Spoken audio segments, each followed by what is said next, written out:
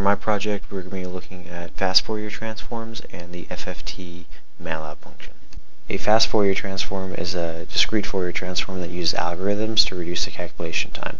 This is a really big deal because in some applications it's common to have, say, 1,000,000 points to evaluate at, and even with the current technology, the amount of calculations actually involved in this whole process could take upwards of several days. Fast Fourier transforms dramatically reduce that down to a more reasonable time. The Fourier transform is actually a subset of the Laplace transform and serves a really similar purpose. It changes a function's independent variable into a different variable. Both transforms are typically used to move out of the time domain. Fourier ends with us in the frequency domain, unlike Laplace, which leaves us in the complex domain. Fourier is most commonly used when looking at continuous signals. The Matlab function Fourier computes the Fourier transform of a symbolically represented function. As with most functions in Matlab, Fourier has several modes. Fourier of f assumes x is the independent variable and returns in terms of w. Fourier fv returns in terms of v instead of w, and Fourier fuv defines u as independent variable and returns in terms of v instead of w. Fourier is really straightforward to use. Simple example here. You just have to define your function using sims and plug it into Fourier.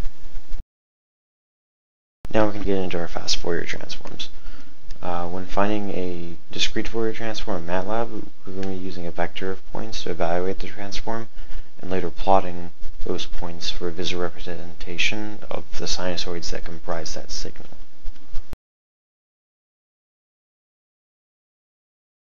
FFT has a few modes as well. FFT of x simply operates on the matrix of values x.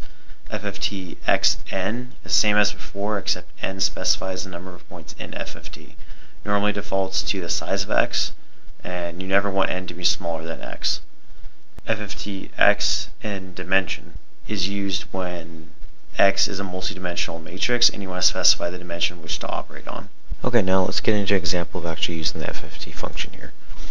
Okay. I have our example broken up into a couple different parts here. This first section has a few predefined terms, including the frequency of the signal as well as the length of the signal that we're looking at. I also have the function of the signal defined here. You'll notice that I've chosen a 50 Hz sinusoid, 100 Hz sinusoid, and a 200 sinusoid to make up the signal.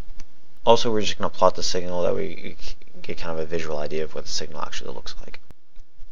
Now we're going to find the discrete Fourier transform of our signal using the FFT function. And here are a few sample values that we get back out. You'll notice that each one of them are complex, and each one of them do correspond to their respective nth term in the Fourier series.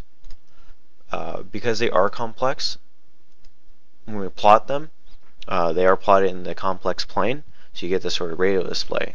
The reason why every term is complex is that our discrete Fourier transform is giving information about the magnitude and phase. The real component represents the magnitude, and the imaginary component represents its phase.